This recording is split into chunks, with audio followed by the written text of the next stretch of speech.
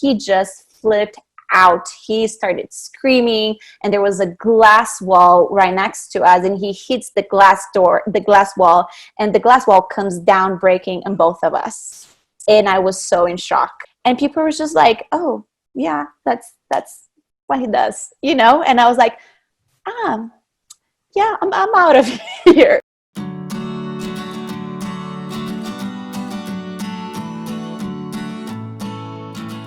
Welcome to More Business, More Life podcast. And today I'm blessed to have Leticia Reyes from 109 World here with me. And we're going to be talking about how gratitude changed her life and noticing what she was meant to do. And now she's helping so many people find that mindfulness and gratitude and be able to have more of the life they want. So excited to have you, Leticia. Thank you so much, Steve, for having me. It's my pleasure. Like when I meet people that are like-minded, and this show being all about more business and more life, the fact that you're running retreats and helping people get away from the daily grind and even just, notice their body, notice their energy and how they can show up in the world in different ways is a beautiful thing. So right away we knew we had to have you on the show. So yeah, it's an honor to be connected and to just be a part of this movement together. I know you've been doing that for quite some time now. So nice to be here, and let's chat. Yeah, let's do this. Yeah, we should have had a microphone on our last couple of calls because we're just like all into it right away. I know. So I guess, I'm curious, now you've been running retreats for how many years now? 5 years, so it's not that long, but yeah, we've supported over 500 individuals that have been part of our programs that we run every year, and we're super excited to continue supporting more and welcoming more. It's so nice to see this big difference in the world of big organizations, big players seeing the importance of bringing mindfulness and taking care of their employees, of their teams, mentally and emotionally, not only physically anymore. So it's nice to see those conversations being part of kind of everywhere now. It's exciting to be a part of this now. Yeah. You're right that we're gaining momentum. And like you said, part of this movement, like we're together, and the more of us doing it gets more exciting because we're all adding to the vibration of this. I remember it was over 10 years ago. I want to say maybe it even was 15 years ago. I worked with a doctor that was like cutting edge. At that time, no one else was thinking this way, but he called it the triad. He said, you can be healthy. We all talk about eating right and then movement, like working out. Mm-hmm. But he said at this time, and this is not that long ago. I mean, if you think about it, 10, 15 years ago, many people were not being mindful, like, having a meditation practice or a yoga practice. You don't have to meditate, but, are you like walking in nature? Like there's many things that create that. But when you have, so you could eat right, work out every day and still die young. Like you could have stress so high that it fails the body. And so I love that you just brought up mindfulness. So how do you integrate that? Like do you have people that have never done this before and they come in and they have this experience? Like maybe share a little bit of that change that people go through when they come to your events. Yeah. I totally would love to share. So we do have a lot of people that either they think they've been practicing mindfulness either because the organization offers you free yoga classes every week or because they have a meditation app on their phones. And that's great. If you started on that path, even though it's not consistent or a practice didn't stick to you yet, that's great that you started. But we also have people that are just like, what is this about? Why is everybody talking about it? Before we had more people that had some idea of what the mindfulness space felt like and could look like for them. And now, because again, the conversation is more out there, people are more curious, so they're more open and saying, okay, what is this about? It sounds too woo-woo for me, but I'm willing to experiment. So they come on a trip because, and we did that kind of on purpose. We have different aspects to attract people, but the ultimate goal is how do we teach them practical tools that they can go back home and apply in their everyday lives. That is mindfulness, that is self-development. And then how do you put that into service to your family, to your partner, to your community? So when they come on our trips, we create very well, I must say, a week together where every single activity that we are going through is is intentional. It's either for that self-discovery, either is for sharing something that it's been buried inside you for a long time and you didn't want to tap into that. So we create safe spaces and activities to explore a little bit of that too. So everything is well created. We're offering tools. We're then at the same time that we are experimenting, exploring these tools, these activities during our retreats, we're then showing them how can you replicate this back home. You don't need to be in a retreat to feel this bliss or to feel that you're safe being vulnerable. How can you practice all of that back home immediately when you go back? So that's a big what we do with 109 is come. We want to either have you rediscover what mindfulness looks like for you, or discover what mindfulness could look like for you, and how can you then just replicate this back home, so you don't need to be on a retreat, you don't need to be removed from life, because that's, I think, what makes hard for people and what makes mindfulness look so far away from them to reach is, oh yeah, of course it's easy to be in that thriving mindset if I am on a beach, a remote beach in Mexico, right? And everybody here is on the same goal and in the same mindset of self-discovery, nourishing yourself, and then just feeling that thriving energy in that instead of the surviving energy. That's, I think, what we are most all the time in. So so that's what we try to do. Either if you know about mindfulness or you don't, we try to introduce you to a practice that it will be as easy as possible for you to replicate back home. That's beautiful, because it is in the daily practice. If it has to have certain exact thing, then it makes it more difficult for everyone to practice it. And we get, especially much of the world, and especially in the United States, we get caught into the grind. And then, what I found as I started my practice, and now it's been over 10 years that I've been meditating every morning, and sometimes in the evening. I don't have like a consistent evening meditation, but I have been meditating before, when I finish work, kind of thing, at the end of the afternoon before I go to have more family time, just having that time to reset myself. So inside, the point I want to piggyback on what you're saying is that for me, I was a workaholic. I was always going, and I never gave time for myself. And in that time, I realized how much wiser I was and how many better decisions I made, because I slowed down and listened to myself. And it took a little while. Like first, I just had to relax. I mean, like some of us don't even do that. Like maybe you give yourself a massage once a month, and people don't even do that, right? I mean, just so many things. It's also part of recovery, right? Yes, I mean, exactly. And you need to do that every day. If you bought a phone and you get a brand new phone or whatever, and then you never charge it, it doesn't matter how new the phone is or how awesome it is, it will only last about a day. Yeah, it will never reach its full potential, right? Of all the things it has to offer. Yeah. Right. Yeah. I love what you said in terms of, I think, and it's a big thing that we talk about with our community too, is giving yourself permission and going to the root of why am I having such a hard time to give myself permission to just not be productive today, and just tune in and see how am I feeling, or not even doing that, just being in pause. There's so much power in the pause, right? There's so much to do with the pause too. It's so amazing. And even just picking on that word productive, it's an oxymoron, right? Like you feel like if I'm being mindful, or I'm meditating, or I'm not doing anything, right? Mm-hmm. I even talk with my kids about that. Like, oh, what are you doing? Nothing. I'm like, well, how are you doing nothing? Explain that to me. And then we talk about, oh, you're sitting there. Oh, that's something. Oh, you're breathing right now. That's something. Just getting them into that there's no such thing as bored, really. Like if you actually focus your energy.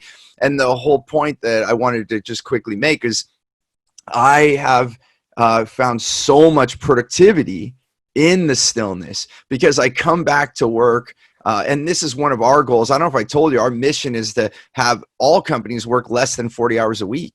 Mm-hmm. Because it's not about time. We've gotten so much into hourly wages and what are you worth per hour, and even what are you worth? What's your net worth goes right to financial, which is all really not true, because what our worth should not be measured on money or time. Mm-hmm. And this is my belief, right? And that if you actually do this, the more, and I've worked with CEOs and I get them to take time off and then and get them to start breaking their work week down into a more reasonable area where they can fully recover and have time for themselves and bring the mindfulness in. And then this is what happens, Leticia. They go, I'm like, hey, how's it going? Oh my gosh, Steve, it's amazing. I'm making better decisions. The company's revenue's up because I did this and this. I would have never thought of that if I didn't take that vacation. And I came back to all these new ideas and and it goes on. And I'm like, oh, awesome.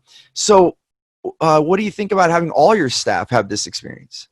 Yeah. And then it goes like, oh, I get it, right? Like those that are wise enough to it, they get it. And more hours does not equal more productivity. Doing things does not equal more productivity. And we're just picking on this word, but I find it very, like, I will not do it. Even this morning, I don't even know why I turned my phone on, but I keep it on airplane mode my whole morning. And then I had to check something and it was offline. So I turned it on and then there was a message and it was like, oh, can you make this meeting? And then, like, in the old days, I would have like, oh, I better grab that. But I put my phone back on airplane mode. I did my whole thing. And then everything worked out. Like when I finally came out of my meditation, turned my phone on, they're like, oh, we figured it out. And I would have like interrupted my whole thing. And then I wouldn't have been as present with you on this podcast or whatever else I need to do today, So I just put extra effort. That's like why you and I hit it off, because this is what I've found to be true. And I know you have as well. So I guess I'm curious, because I like to break this down to help those that have not. So those people that are listening to this and they've experienced this, they're going, yeah, I know what you mean. But there's gonna be a lot of people listening to this. They're like, what the hell are they talking about? How do you achieve this? I could never have time to meditate. Are you crazy? What's like a first step? Like how can someone, that's listening to this right now, like just add a bit of mindfulness into their life? Yes. Well, first, I love the work you do. I love that you are reaching to CEOs and executive leaders, because I feel they hold so much power to make that change that we are all needing so much, right? I think we've been looking for answers from healers and, people that are in the mindfulness space for a long time. But I think it lies in the feet of executive leaders as much as healers to make that shift in the world. So I absolutely love the work you do. It's the reason we chose leaders, like what we do. And thank you. I thank you for your kind words. We can help many people, right? Yeah. And it doesn't mean that we close our doors in any means. Like, we help many people, but we focus on leaders on purpose for exactly what you said, because it's going to I'd love to see this change before I die. Yeah. And in order to do that, to have, mass change, then we must work with leaders. So, C-level executives, entrepreneurs, other coaches, consultants, people like you, like us, all working together, we can grow this exponentially and have that ripple, like that stone when you throw it in the water and it just ripples out. Is going to happen far faster if we work with leaders. And that's why that's why we chose to do that. So well pointed out. Thank you. Thank you for noticing. So back to the question. Yes. So I'm looking for those small moments, like those first steps, because we all have to take. Yes, actually, you know what? Let's bring it back to a personal moment first. What was your first step? I mean, were you always this mindful? Like you were meditating when you were born, or what? No, I wish we can do that. Probably yes, honestly, nowadays. Maybe if you're born to a monk and parents that were meditating, and they had you in a meditation. Yeah, totally. No, but I can definitely share when was a pivot moment for me, and then I can share a way that we found to make it more digestible for people if they're thinking what should be the first step. I can share a little bit about that as well. But for myself, and I feel like half of the world will identify with me. It's been like, I've always been a big planner, and I'm planning everything. I know exactly how my life is going to be, and I know what the next step should be. Of course, there's uncertainty and all of that, but I have that plan in my head, right? And I am accomplishing. I'm not saying like I'm super successful, but like the next thing, great, I got the job that I wanted, in foreign affairs. And then I'm like, seeing like the behaviors and the routines and how people because I always wanted an impact job. I always was like, I want to be someone that's going to make a difference in someone else's life. It doesn't need to be millions of people, but people that I directly work with or that I serve. I want them to have their lives a little bit better because I had the job that I had. So that was my plan, right? I need to live a life according to that. And as a context, I'm Brazilian, so I don't know if like being in a country that is full with diversity, and different realities and injustices, maybe that influenced me a little bit. I don't know. But as in my pursuit of impact, either it was working with embassies, with big corporations or big impact movements, I saw this one trend that was everybody was giving so much of themselves to the world. And when they got back home, they were kind of, I don't know if I can say a piece of shit. They were straight up not treating their family, their coworkers, their community as well as they were treating everybody else. Let's suppose the population that they were supposed to create impact for. And for me, that was so hard to understand. I was like, wow, it's like taking one step forward and two steps back, right? You are wanting to create impact. You're trying to serve other people, but back home, you first are your worst boss. You're not treating yourself with love and compassion and empathy like you do with everybody else. And the people closest to you are the ones that are suffering too, because you're so exhausted. Right. You're so frustrated, exhausted, burned out. And definitely, we all know, we probably have small stories that people closest to us are the ones that suffer, right, from it.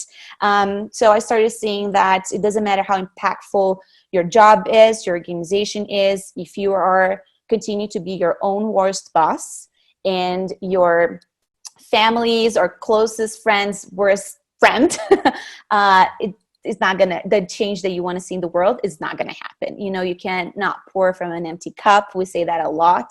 And so it's hard for you if you're like exhausting all your energy to just be that thriving person, that compassionate person, that empathetic person with everybody. So you need to take care of yourself. Right? Taking care of yourself is so important. I just want to interject a thing here, and maybe this will expand this more, but it's that whole cliche thing, you have to love yourself before you can love anyone else, is said so often and so overlooked, and it's so true. And even the whole thing about being selfless, we're seeing so many things in the world, and even like you're saying, you have, people going out and they're like, having that selfless thing, and they're giving so much that they're draining themselves, that then they're hurting others and themselves. Yes, exactly. And I always bring it back to the easiest analogy we have is when I think everyone on this podcast, we've been on a commercial airline, but when if that air mask drops, you're supposed to put it on who first? Yeah, exactly. Yourself, because if you're on the floor passed out, who can you help? Exactly. And then even before that happens, who else may you be hurting? One of the best things we can do for the planet and the people around us and the people we love is take care of ourselves, right? If you take care of yourself, then you actually have more ability to share with others. And I think that comes back to that saying that you cannot love others until you love yourself, because once you love yourself, then you're going to be a cup overflowing, right? It's like, oh, I have extra here, you have this, and I just reflecting on myself, I noticed like people say that to me. They're like, wow, you have so much energy. How much coffee did you drink? I'm like, none, I don't drink caffeine. And they're like, what? You're lying. And I'm like, no, I'm not, because I'm recharged. Because I took that time. Now think how much more abundance I have to give, because I don't need someone else to fill up my cup. I took care of that already. Now let me give you more. So I jumped in on this, but I had to. No, yes, I got excited, and I just had to, share that it's so important what you're saying here. And we one time, there's a story that and piggyback back to you, is that sometimes when I speak and I go behind the stage, and people that I used to look up to, I was really sad when I went behind the stage, and the show that they were putting on the stage was not what was behind the curtain, and it was like, oh, that's you. It was like stab. I was like, oh, so sad. And then one other speaker I saw, and I forget his name. There's just like a passing through the wind, but it's a memory that, just sticks with you. That he one time brought his daughter to his speaking engagement. And then he did his speaking engagement, like even more full than normal because his daughter was there, but he was like giving it his all and doing his performance. And then when they were in the car driving back to the hotel after the speaking engagement, his daughter said, "Hey, Dad, thanks for bringing me, but I'm just really curious. How come you don't act like that at home?" Yeah. That is like, oh my gosh. And he was like, got in tears when he was telling the story because he's like, I didn't realize I was giving all my life outward, and the people that meant the most to me, I wasn't giving them my all. Yeah. How often does that happen? Right? That Too in often. our own practice, whatever that is, we're talking about mindfulness or just a speaking engagement or your job, how different you are, back home. It's like, it's how can we tune into our intuition in both scenarios and tune out from expectations? Because I feel in home, we're like tuning into intuition, and out there we are tuning into expectations, and that's why it's so different, because there's no way that what you think people are expecting from you is inside your true self, right? And it's just going to conflict, and people will see it. And he's lucky enough that his daughter called him out, Oh my because a gosh. lot of us go on living forever without nobody saying anything, and then we are on our bed like dying saying, oh my God, I lived someone else's life and expectation this whole time. And that happens, and I know it sounds cliche, as more often than we think, and Our that's like, elders are screaming at us. I Love know. yourself, right? Like, why do we hear this all the time? Because other people are like, listen to me. They're shaking their kids. Hello, I Thank messed you. up. Love yourself first. And then we're like, so we heard it so many times like a broken record. And we're like, yeah, yeah, Dad. Yeah, yeah, Grandma. And Yes. then, you We're know, not talking to them, we're not asking them, and they have like so many answers and so many lessons for us to learn. But no, we're in the grind. We're like, no, we need to accomplish more, I need to be more, I need to experience more, I need a better partner, I need a better job, a better position, all the time, all the time. There is a Buddhist saying that enough is plenty. And I think that is so powerful, because the moment that, and usually a big tool platform to reach to this is mindfulness is a tool, a platform for you to reach to how can I feel enough is plenty for me. It's realizing when you start having practices, when you develop a practice that works for you, you're going to start seeing that what you have is not enough. It's like more than you think, more than you've been expecting. And that more that you're reaching for is not something that you need. It's outside world, it's other people's expectations. And we need to do more of that. Otherwise we'll be living two lives. We're going to be two humans, and it's impossible it's already hard to be fulfilled with one, yeah, being one human, one person, living one life. Imagine two.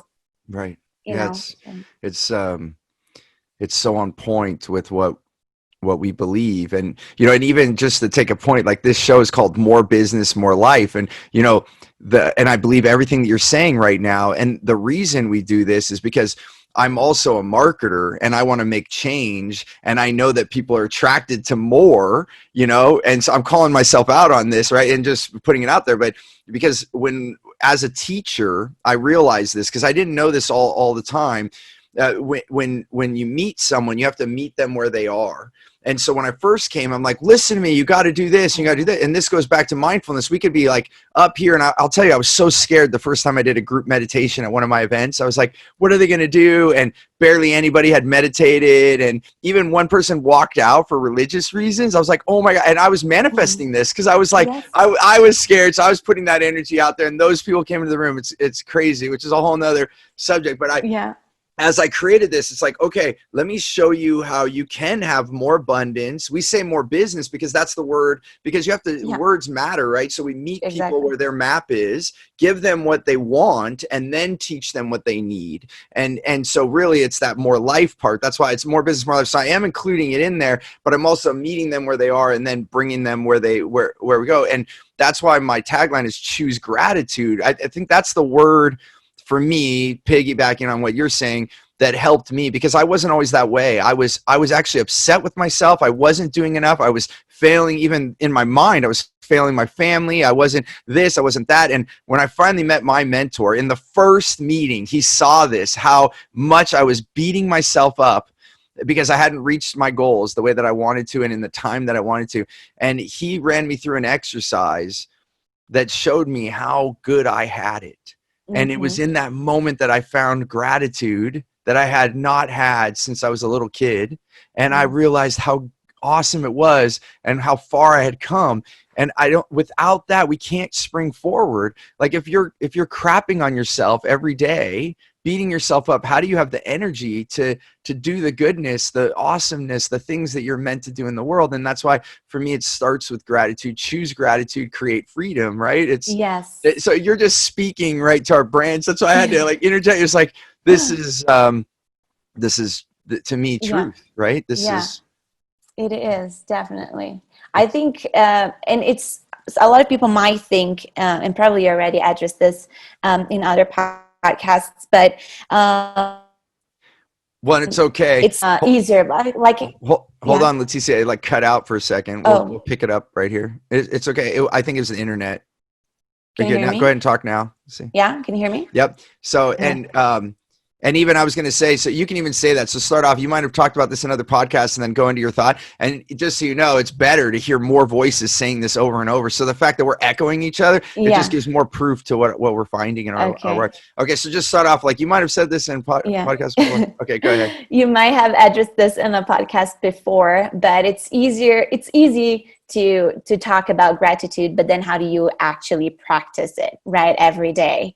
And that's the same conversation around mindfulness that we were having before. Like, how do you make it your own practice and something that will stick? And I think that's what is lacking out there. And I feel you, Steve, do it so well, is like offer like practical insights and steps or maybe exercises for people to explore. It doesn't mean that your practice, the one that your mentor did with you, to see how much you already got, to be grateful for everything so far that led you to where you are right now. It might have helped to you, but it might not be the answer for other people. And I feel that's one tough spot to be in this mindfulness space, is people are expecting this one formula that will work for you. They're like, I'm going to do this course and this is going to make me feel more grateful every day. And you're like, let me know which course is that one, because I'm going to take it too. It's the pill that everyone's looking for diet, for mindfulness. And, it is a practice. I'm with you. Exactly. It's daily. I just had to start with, what am I grateful for today, for like 1 minute every morning on the side of my bed. I just made it a thing that before I get up, and even if I sat up, I would just lay there, or I'd sit up and I would just, it gave myself permission to have 5 minutes. And this is how I started. This is how I started meditating. I was so go. I couldn't even sit still. I'm like, what do you mean meditate? And I thought it meant make your mind go blank. I was like, I can't do that. I'm always thinking, my mind is going. I'm like, I can't meditate. That was the thing I was getting in my head. And so finally someone told me, just breathe, take 10 deep breaths, and then ask yourself what you're grateful for. And that's how it started. And then I would just do that for 5 minutes. I would just put a song on that ended in 5 minutes. So I'd have like a timer. That's it. And that was relaxing. And then I would get up and go. And that's the simple way I started. And this comes back to that question I was asking you, like, what's the simple thing for you? I don't know, like, maybe was it your starting point, or like what is the simple way? Because I think that's what you're getting to. Your point is like, it doesn't have to be some big grandiose thing. You don't have to meditate for an hour every day. Yeah, totally. What's the first step for you, me, and maybe what you recommend? Yes. And we were just talking about not having one success formula, but mine is very similar to yours. So we're just piggybacking. But I am someone that I need anything in my life for me to stick either with a routine or a healthier habit. I need to feel the effects of it right away. I'm like, I'm not a long-term person. I'm not like, oh, meditate for 2 years and then in 5 you're going to be like in this whole crazy enlightened mindset. No, that's not for me. Like, I need to kind of feel right after it. Right. So actually practicing gratitude is something that I immediately felt like so much love in my heart. And I mean it, you know, I don't want to sound too romantic, but in the exercise I remember seeing online, someone wrote every week something they were grateful for that week and put it in a jar, and they could only open the jar at the end of the year, because usually end of the year is when you're like, New Year's resolution, what I'm going to do better and more productive and be more successful, whatever. Like, I'm not a New Year's resolution person, but that's the vibe, right? That's the energy at the new year. Like, you're Right. not really reflecting on the past and saying, on the, like, thinking about the grateful things that happened, unless something major happened in your life, and then of course you're going to remember those. So this person wrote a gratitude note, like, about something she was grateful every week, and just opened the jar at the end of the year and read all of them in one day. And Yeah. she said it was so powerful, and I was like, oh, that sounds so exciting. And like, one note a week, I can totally do that, you know. So I did that, and it was like 2.5 years ago, that I'm saying, like, the practice for gratitude became part of my daily practice. Was that, you know, at the end of the year when I read it, I was like, oh my God, I didn't even remember that. I would never in my life remember those things I wrote, and were the smallest ones. You know, it was not, you know, when I got a massive grant for my nonprofit. It was not when I built a school in a refugee camp. Those were not the notes. And that's when I immediately saw those small things are not that small, you know, and they are the ones that make who we are, what our lives are. And that was a big like mindset shift for me. And that's when I really started enjoying the small things, and that I wanted to cherish them. I wanted to show how grateful I was for the small things, and that became a daily practice, you know, something I didn't have before. That just simple exercise that I saw on the internet. And I read books and books, you know, and been doing already the work with 109, but for gratitude, I never had a practice until that. And that really, really helped me. That's But funny that you yeah. said you read books and books and did all these things, and then this Yes. little thing, because I just wrote this down. It's the only note I've taken in our conversation right now. But I practice gratitude every single day, but we never have done this. And I'm thinking with my kids and everyone, I'm going to get a Yes. jar tonight, and we're Do going to it. start once a week. And then, because we started a Yule thing around the holidays with the Mm, kids, and we basically so the day before the winter solstice, we just wanted to add an additional tradition to our family, especially since gratitude was so much. And my wife looked up the Yule log, and I don't know how she started reading about this, but somehow it came into her space. And then it was all about mindfulness. So basically it was like closing out the winter solstice is that day before the shortest day of the yeah. year, right? So on the winter solstice it is, and then for those 3 days. And so I guess they used to have a celebration for like 4 days, and everyone would just stop working. They would reflect on the previous year. They would like clear and move it into a clearing towards the new direction for the new year. And then the day would start to get longer again coming out of the winter. And so they have a Yule log, and you go find a Yule log. At this time, you would go in the forest, and luckily we live in a forest. So my son and I go and get the log, and then my daughters with my wife, they kind of like clear the house, and kind of not like a spring cleaning, but more of like an energetic clearing, and Yeah. just setting the tone. And then we kind of all say what we're grateful for, and then carve it into the log. Like the one thing. But now I'm thinking we're going to read the whole year before we Yes. carve, and they can pick the one thing out of all of those 52 that are the most grateful for. Maybe, I don't know, we'll figure this Yeah. out. But then we've done this now for 3 years, though. Yeah, I think this is the third year. So what you do is you keep a piece of the Yule log, and then you burn it the next year with the other one. So you let it burn in the fire until it's got just a little piece left, and you carry the tradition. That is so nice. We just wanted to do something different. And also winter, that was the time to reflect, to stop working. And we don't have the yin and yang as much as other cultures have had in the past, but you have this shorter day, and now we have all these lights, so Yeah. we just don't even think about it. But before, you wouldn't burn candles. I Exactly. mean, if you think about it, it's only been in the last 100 years. I mean, a Yeah. little over, maybe 120 years if you were a wealthy family, then you started to have lights come into your house.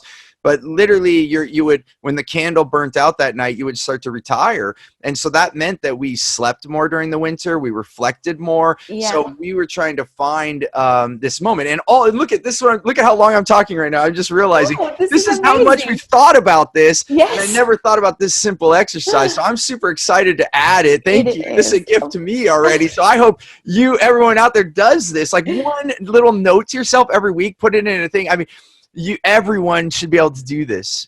Yes, exactly. And another very interesting thing that exercise at least did to me was you start identifying patterns. So I started seeing that very similar things were making me happy, which made me write that gratitude note. So I started seeing things that, oh, wow, I didn't know for myself was I had time to write some thoughts on my notes on the computer, because my dream has always been to write a book. And to this date, I haven't written a book, but I started seeing that like just, oh my God, I had time to, after walking my dog, I went to the computer and just recorded the notes, like my thoughts in there. That was making me, my gratitude notes, I think like 30% of them was when I had the time and wrote that note. It's like, oh, this week I had time to write my thoughts down. And then you're starting like identifying these patterns that otherwise you wouldn't, that also not only make you grateful for it, you start like seeing, I should do more of that. I can totally write more down, because that will probably lead me to the path of writing a book one day, Right. So also identifying patterns that otherwise you wouldn't. I think that exercise was really helpful. It's And so that beautiful. also, yeah. And that leads me to just very quick, Steve, when you ask about things like practically for people, they're like, okay, the exercise could be a practical thing that I could do to start exploring what a practice could look like for me. But one big exercise, and it's so simple, that we do on the 109 retreats are the habit shifts. Like, how do you shift habits? And we ask people to choose 5 habits that they think that could be something different. It could be maybe something more aligned to their values, or more mindful, healthier, and they put it down. And then next to it, we ask them to say how that habit makes them feel. So, every evening I drink a glass of wine because it's my relaxation time. It's like, good job today, you deserve this glass of wine. But for some reason, I could be do something else. I would like to be more mindful. Maybe it could be a meditation instead of drinking a glass of wine.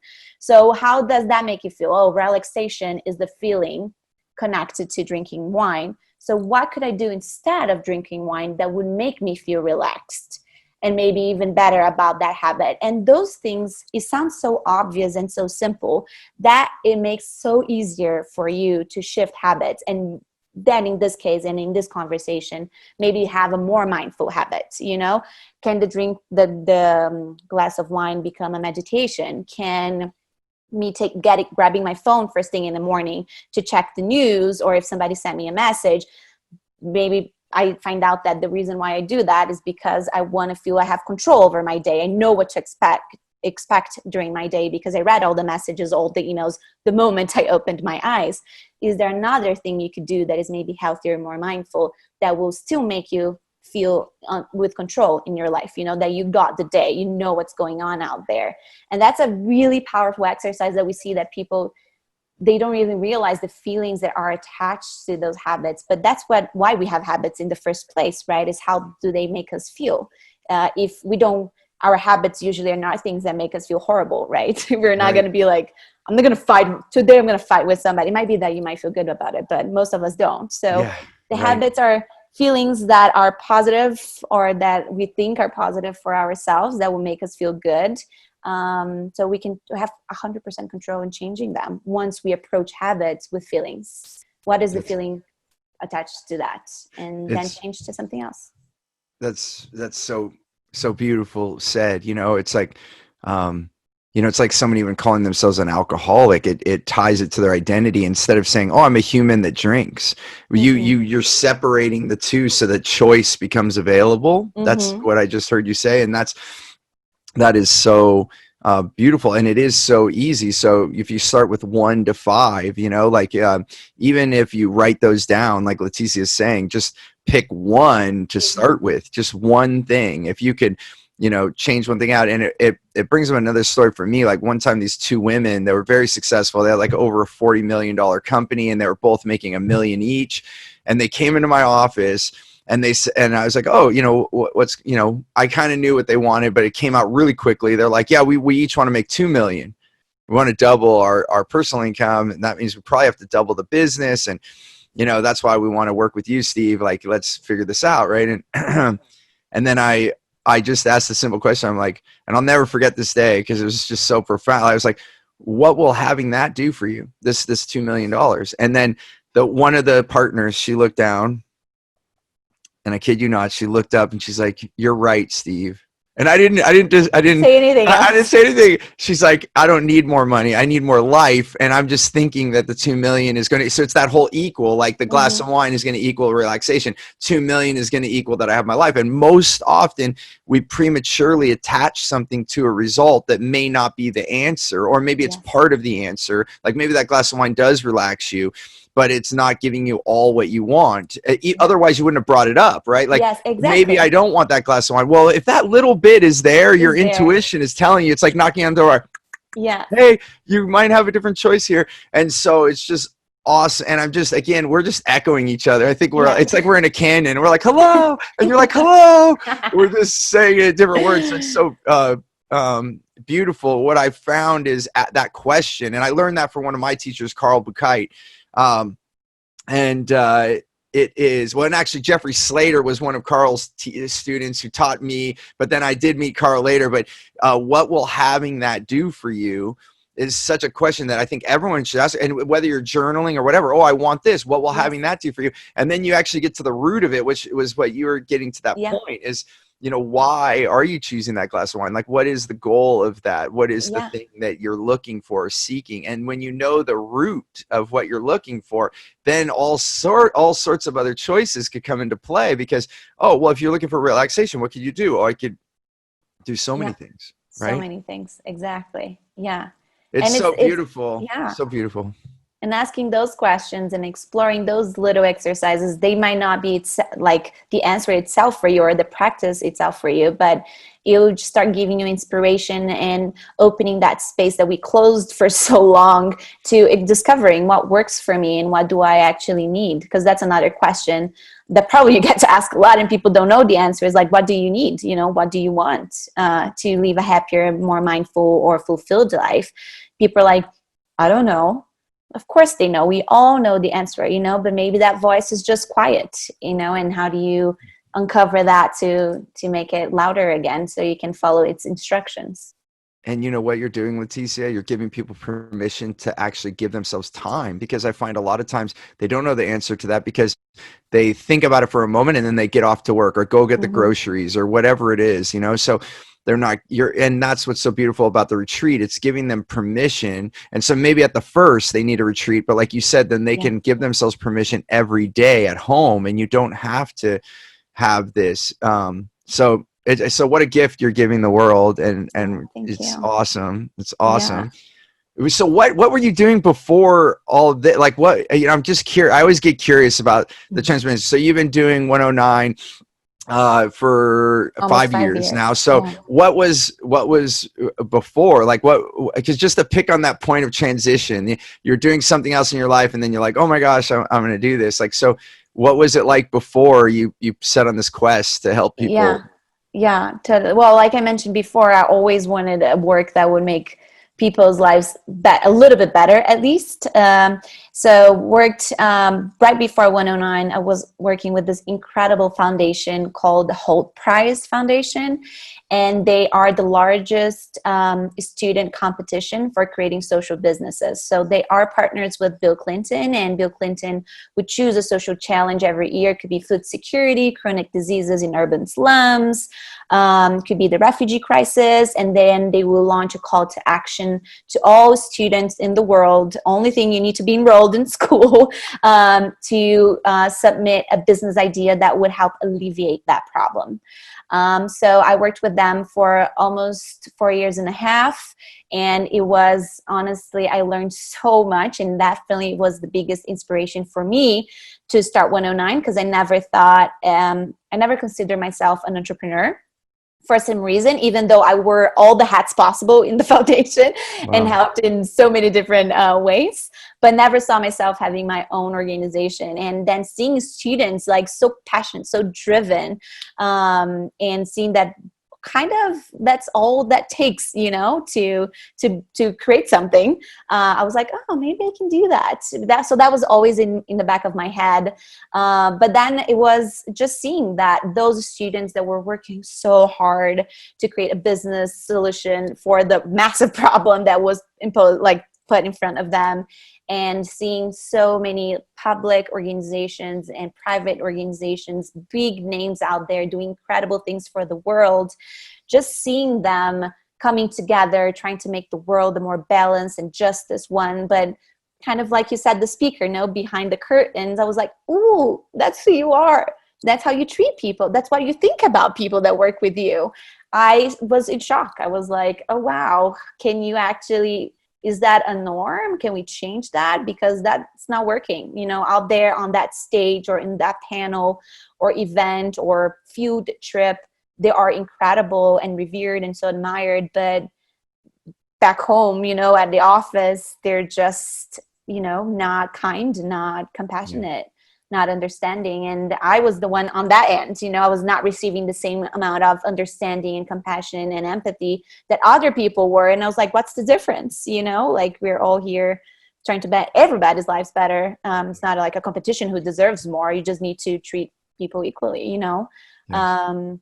And that was a big, like, shift for me. It was like a revelation, it was like, do this, we actually bring that realization to more people, because for sure, like you said, they would do much more. When people ask you, Steve, why you have so much energy, you're doing so much, you have so many incredible initiatives, but that's because you have that centered, you have that very strong foundation and grounding who you are and how you should be putting that, all of that self-development, self-knowledge, self-love into service around you, everywhere around you, not in a specific like group of people. Right. So that was for me, like seeing that happen with young students, with big personalities in the private space, in the public space, seeing how that was just a trend, kind of a norm. I was like, this cannot do good for the world. Right. So how could I try to be in a space that could help change that? And I found mindfulness to be one of them. That's Because I saw that the reason why they were not treating everybody, kindly, was because they were not treating themselves kindly. right. It starts with the reflection. It's um, You're it's saying a big, so amazing, that you're noticing of this, and it goes to, when my son was born, one of my friends said, Steve, become the man you want your son to be, because he's going to watch you more than he's going to listen to you. And at that time, I didn't know that came from Gandhi, because that was where those words came from. Be the change you want to see in the world. And then I found another president. I can't remember which one it was. I'll have to figure this out, because I've been quoting this more lately. But he said, as a past president, like many, many years ago, but he said, I'm sorry I couldn't hear you. I was too busy watching you. And yeah, just all these things about, and this is the way that our children raise up too. They watch us more than they listen to us, and they become the things that we didn't want them. It's like, oh, don't do what I did, but you're doing it, so this reflection is so important that you're talking about. I'm just curious, was it a moment, did this build up over time, or did you see something or something? Was it like one moment that you said, okay, I'm done with it, I want to make this change? I'm just curious, is if we slow down, what was the yeah, actual moment, if there was one? yeah. There was one. I won't give so many details because I don't know if that would be cool to put out there. But Well, yeah, just the gist yeah, of it, I guess, to see yes, what made the totally. pivot so profound, Yeah. Well, I was someone that I felt so much passion in the work that I was doing, but I didn't feel within me. And it was, if you look from the outside, it was if you're someone that wants to be getting your hands dirty and working with people that are really creating change in the world that everybody's talking about, that was a dream job. But I couldn't feel as a dream job in my heart. I was like, oh my God, I'm so like, I'm not treated kindly here. People are not appreciating the work I'm doing. I don't feel I'm seen. I don't feel I'm heard. So all of those things count so much. You know, it doesn't, at that point, it doesn't matter your job title. It doesn't matter the organization you work for or that you founded. If you're feeling that there's a massive gap in there that needs to be filled, and I couldn't see it be filled because of the leaders leading the organization just not having that for themselves. So why on earth would they see me? You know, why on earth would they hear me, see me, be more kind towards me? So it was one day we were on a meeting and I saw that one of my bosses he was exhausted. I could tell, like, just his body language, his eyes. And I was like, this meeting is not going to be fun. Like most of them are not fun, but this is going to be extra not fun. And we are sitting down and going through things that we need to do. And I did make a mistake and he just flipped out. He started screaming and there was a glass wall right next to us and he hits the glass wall, and the glass wall comes down breaking on both of us.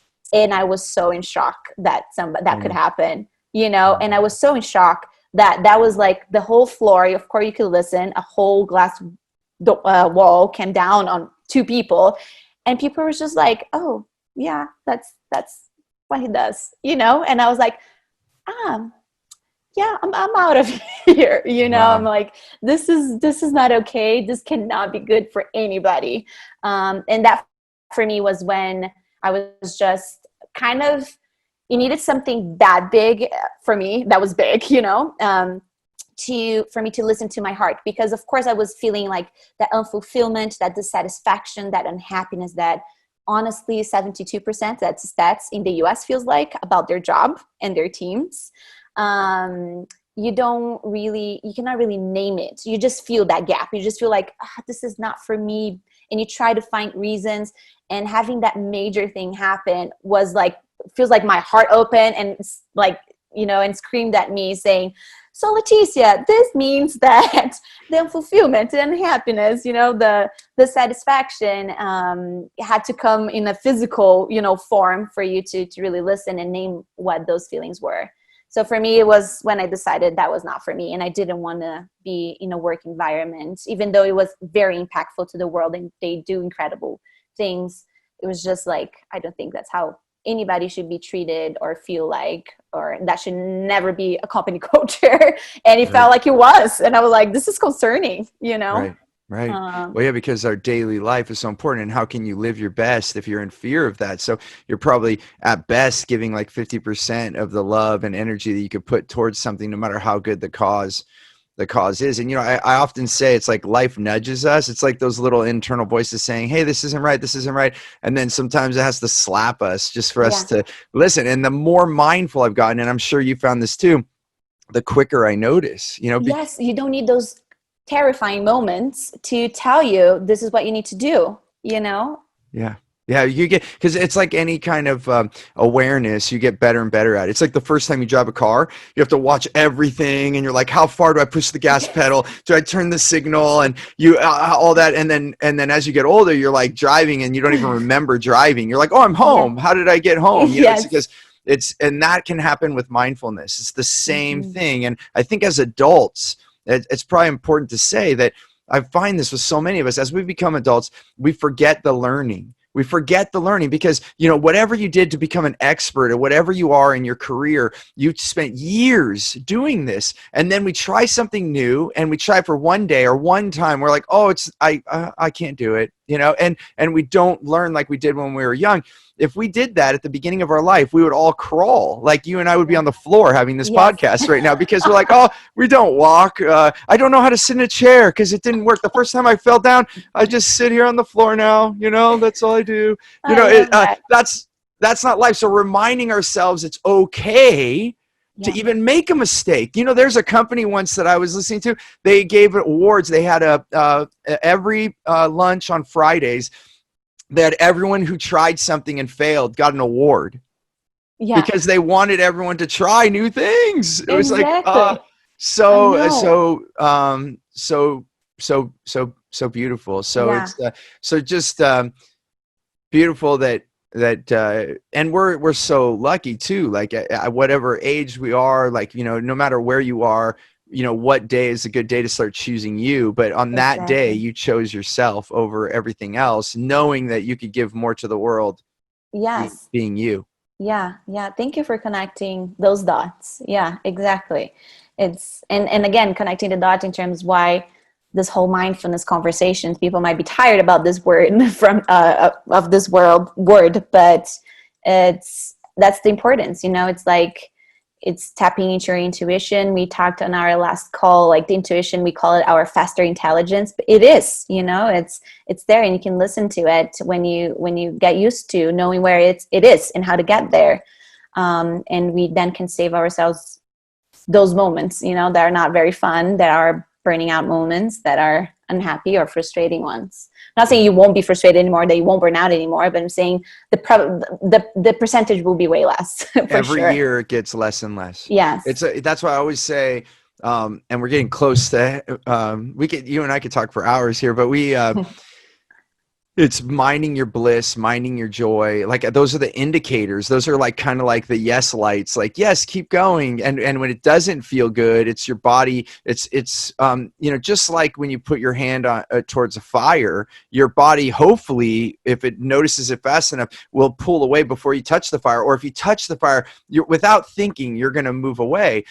And in a subtler way, these things that are happening in our life, the body is trying to tell us the same thing. This doesn't feel good. This doesn't feel good. Mm-hmm. It's giving those warning signs. And if it's like, this is hot, and then you could put your hand into the fire, and then it's going to hurt, so then you will pull away. That's the big moment, like we were talking about, the glass breaking.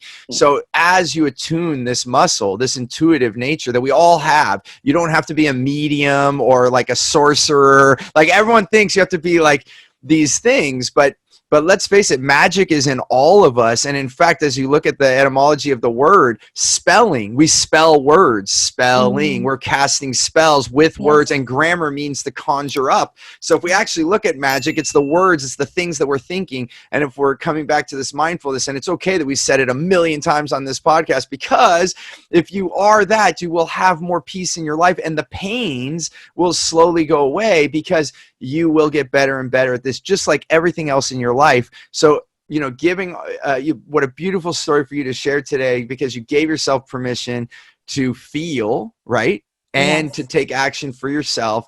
So I'm so happy you're able to do that. And I hope that this inspires others. And I know you already are. You're already inspiring hundreds of people, and it will become thousands of people as you continue on this quest and help so many more people. And so it's a blessing. And so thank you. Extreme gratitude. Continue, as I know you will, to do this great work, because more people need this, and it's beautiful what you're doing. So I'm so grateful. And with that, how do people find you? Like, what's the best way that they can reach out and understand more of the work that you do? Yes. So you can find us on our website, 109world.com, is 109world.com. But if you want to experiment some of our teachings or workshops, we're always sharing a lot on our social media channels. Instagram, we're big on Instagram. Our community is very present there. So if you want to just experiment what we all talked about here in forms of exercises or just food for thought, I think you'll have some fun and be inspired if you check our Instagram account, which is 109world. All together. Awesome. I'll be following. Yay. Yeah, it's so beautiful. Thank you so much, Leticia, for being on the show. And we look forward to staying in touch and continuing our synergy between our two organizations. So thank you so much for being on the show. Thank you for having me, Steve, and thank you for all the work you do. Really appreciate it and really need it. Thanks for listening to the More Business, More Life podcast. I hope you got value. And if you did, we have so many more things for you at stevenapolitan.com. You'll be able to connect with us on social media. We are active. You can ask us questions. And then on top of that, I want to give you a really big gift. And it truly is. We want to give so much value. We have an offering. It's a program called clear path to customers. It's the same way that we attract wow clients and only working with the right people, the people we want to. And it's transformed my business into millions more in revenue with the right people and my clients. And we're doing it absolutely free. So you can go to stevenapolitan.com and grab that. You just got to put in your information. We'll send it to you promptly. And that again is on stevenapolitan.com. I look forward to having you on the next show. Until then, remember, choose gratitude and create freedom.